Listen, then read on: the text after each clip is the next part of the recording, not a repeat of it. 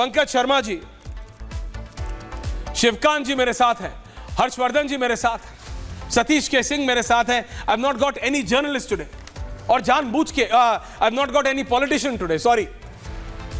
मैं सारे पत्रकारों से और सारे सीनियर्स से मैंने रिक्वेस्ट किया है, सब हंसने लगे जैसे ही मैंने बोल दिया, लेकिन ऐसा बहुत कम होता है शिवकांत जी। आनंद जी तो जानते हैं, सतीश जी जानते हैं, हर्षवर्धन जी की राजनेताओं के बिना डिबेट, और मेरा ये पॉलिटिकल वाला हिंदी वाला पूछता है भारत तो बिल्कुल नहीं, but it's required sometimes to understand. और मैं एक एक करके आप सबके पास जा रहा हूं। शिवकांत जी आज बहुत दिनों बाद आए हैं, तो मैं शिवकांत जी से शुरू कर रहा हूं। Shivkant ji, how do you see this, इस फिनोमेनन को आप कैसे देखते हैं? ओनली शिवकांत जी। देखिए, एक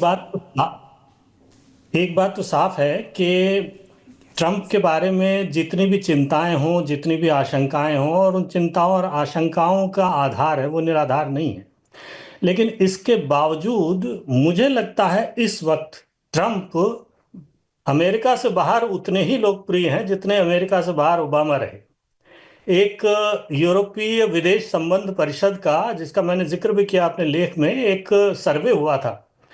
उस सर्वे में आप आश्चर्य करेंगे कि ट्रंप जो हैं वो चीन में लोकप्रिय हैं, रूस में लोकप्रिय हैं जहां सबसे ज़्यादा चिंता होनी चाहिए, और भारत में तो सबसे ज़्यादा लोकप्रिय हैं। 80% से ज़्यादा लोग भारत के इस आशा में हैं कि ट्रंप के आने से चीज़ें बेहतर होंगी। और उसका कारण ये है कि एक तो भारतीयों को ये लगता है कि जो 2 युद्ध चल रहे हैं या दुनिया में और जितने युद्ध चल रहे हैं, उन युद्धों को रुकवाने में ट्रंप एक अहम भूमिका अदा कर सकते हैं, क्योंकि एक तो वो निर्णायक हैं, फजूल की बात नहीं करते, सीधी बात करते हैं। दूसरे, इस्लामी आतंकवाद जैसी जो चीजें हैं जिनसे भारत दशकों से जूझता आ रहा है, उस पर ट्रंप एकदम साफगोई से बात करते हैं।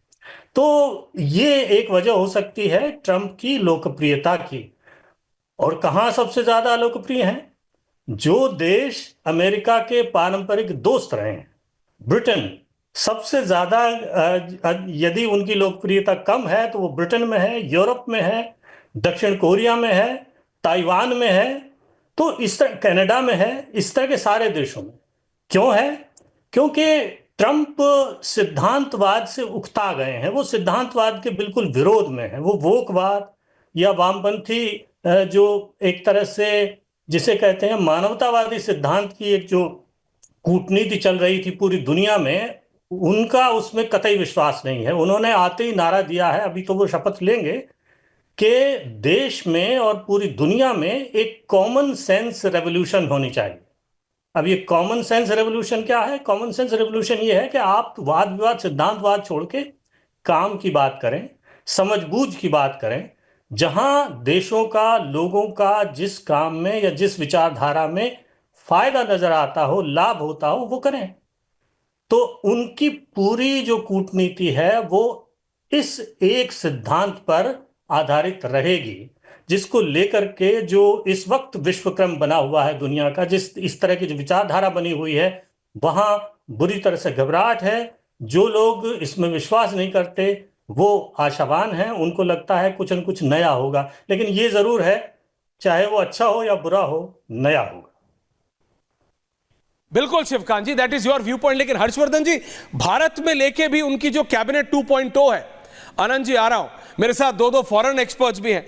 मैं कह रहा हूं, आप अंबेसडर साहब, I am coming to you in 10 seconds, your frame is getting correct. लेकिन हर्षवर्धन जी, इस बार ट्रंप के साथ जितने ये इलॉन है, can I have Elon and Trump visuals together, इसको बहुत बारीकी से एनालाइज किया जा रहा है पूरी दुनिया में।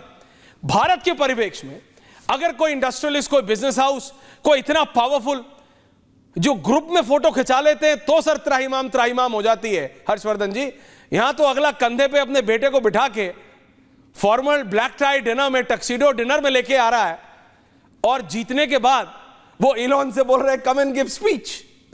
और इवांका, उनकी बेटी, ट्रंप की इस बार कैबिनेट में नहीं है, उनकी कैबिनेट में नहीं है, ना ही उनकी एडवाइजर पोजीशन में है। सो इलॉन ने, लिटरली लोग कह रहे हैं कि ट्रंप ने इलॉन को गोद ले लिया है, इतना ओपन है। क्या ये बदलते इंडिकेशंस है फॉर द वर्ल्ड, हर्षवर्धन जी? ये आज की ये डिबेट कई मायने में बड़ी महत्वपूर्ण है।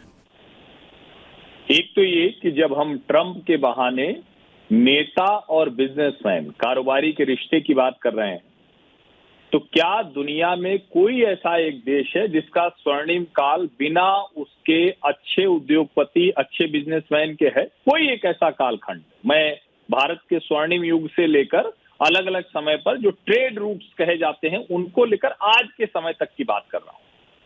तानाशाह चाइना भी, वन पार्टी डेमोक्रेसी जैसा टर्म कॉइन करने वाला चाइना भी, वो भी कब, उसका गोल्डन टाइम कब शुरू हुआ? 80 to 84 उस देश में बहुत ज्यादा उथल पुथल रही, उनको समझ में आया, 84 के बाद उन्होंने शुरू किया और 89 में 10,000 स्टूडेंट को मरवाने के बाद भी जब अमेरिकी कंपनियों को उसने अपनी जमीन पर बड़ा होने दिया, तब जाके उसकी एक्सेस हुई वेस्टर्न मार्केट में। तब जाकर कोल्ड वॉर के बाद भी उसको एक तरह से कहें कि पैसे मिलने लगे और पैसे से ताकत उसने बढ़ाई। फिर आज क्या कहानी है ये दुनिया जानती है। अमेरिकी राष्ट्रपति हमेशा जब आते थे, वो चाहे भारत आए या दुनिया के किसी हिस्से में, वो अपने साथ टॉप इंडस्ट्रियलिस्ट का एक पूरा उनके साथ, जिसको कहते हैं ना, एक प्रतिनिधि मंडल होता है। भारत के लोग भी जाते थे, लेकिन दुर्भाग्य से भारत में नेहरूवियन सोशलिज्म की पॉलिसी ने भारत के सारे जितनी अपॉर्चुनिटी थी उसको स्वाहा कर दिया, बर्बाद कर दिया। और जो रही सही थी, इंदिरा गांधी ने प्राइवेटाइजेशन जो था उसको पब्लिक करके वो स्वाहा कर दिया, बैंकों का जो पब्लिक किया उन्होंने। और उसके बाद अब उसको पूरी तरह से हवन होम कर देने की अंदाज में राहुल गांधी राजनीति कर रहे हैं कि बिजनेसमैन को टारगेट करने लगे। मेरा ये मानना है ये भारत का समय इस लिहाज से है कि भारत की कंपनियां बड़ी होती हैं। गौतम अडानी और मुकेश अंबानी यही आज की तारीख में चर्चा में है। क्यों चर्चा में है? क्योंकि ये सिर्फ भारत में नहीं, दुनिया के अलग अलग हिस्सों में बड़े बड़े स्ट्रेटेजिक इन्वेस्टमेंट कर रहे हैं। रणनीतिक तौर पर मान लीजिए श्रीलंका का पोर्ट है और वहां अडानी काम कर रहा है, तो जाहिर है जब भारत की कंपनी काम करेगी तो भारत के राजनयिकों का एक्सेस होगा, भारत के जो, जिसको हम कहते हैं कि अलग अलग तरह के लोग काम करते हैं, वो वहां रह सकेंगे। फिर आप उसके आगे कह दीजिए तो थोड़ा एक दूसरे को समझने में और उन पर नजर रखने में आसानी होगी।